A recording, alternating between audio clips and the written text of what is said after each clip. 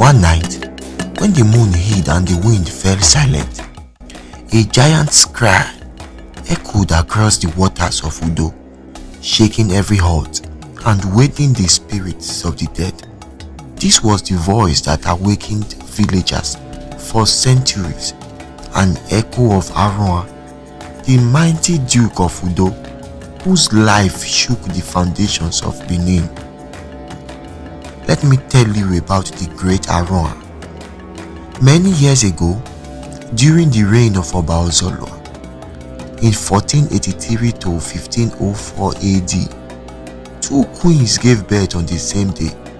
Queen Ohomi bore a giant, Prince Idubo, destined to be called Aruan, but the son had barely climbed when his brother, Prince Osawe, was born and cried first.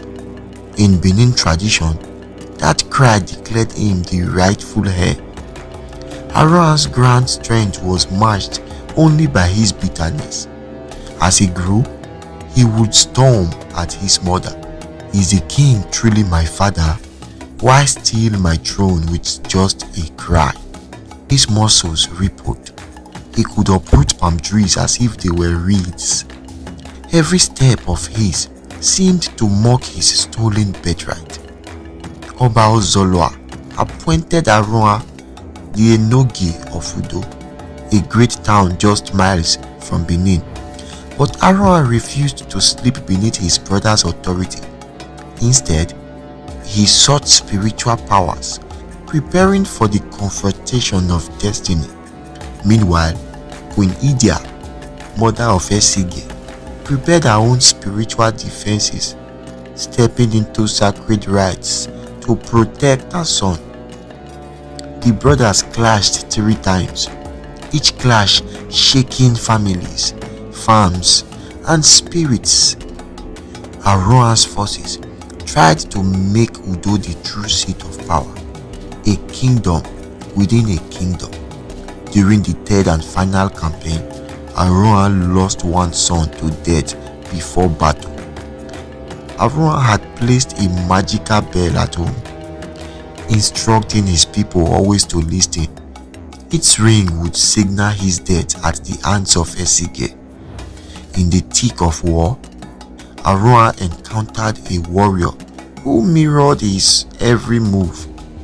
Enraged, he chanted a powerful incantation, only to realize too late it struck his own son dead.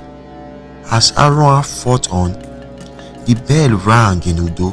His wife, hearing the dreadful sign, leapt into the river Odigi near the sacred lake, drowning herself in grief. Aruan marched home, bloodied, empty of hope, seeing the lake and river where his family had ended their lives. He hung his coral bead necklace, the symbol of his royalty, on a tree and plunged into the waters himself.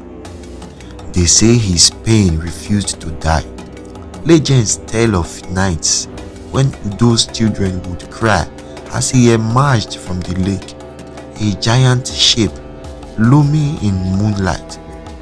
The townsfolk learned to pray and perform rites, and since then, the nights stayed silent again. The lake and river are still untouchable, sacred and forbidden. Even in 1955, legend says a boy dropped a stone near the waters and trees shook, the wind roared, and the boy fell ill shortly after. After Aruan's death, Oba Esige, wearing Aruan's necklace, was struck by madness until Queen Idia summoned a Yoruba Babalawo from Ilaje to restore him.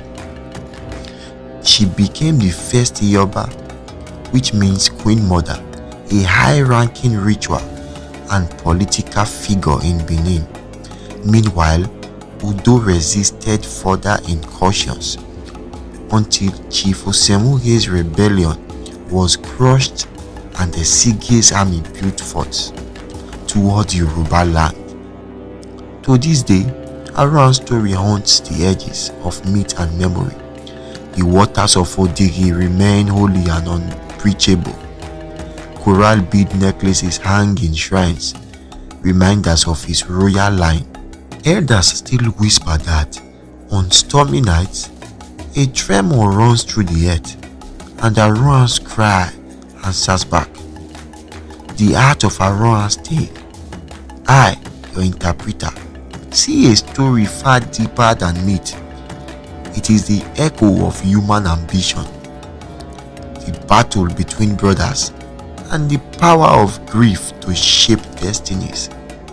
Queen Idia and Aruan's mother represent the hidden battles of influence and magic. Aruan's fall shows how even giants can be brought down by pride, love, and sorrow. His spirit, like the deep waters of Odigi, remains a reminder that truth, pain, and legacy can transcend death, weaving mortal stories into eternal legend. Don't forget to like and subscribe to this channel, else you might end up like Aruan.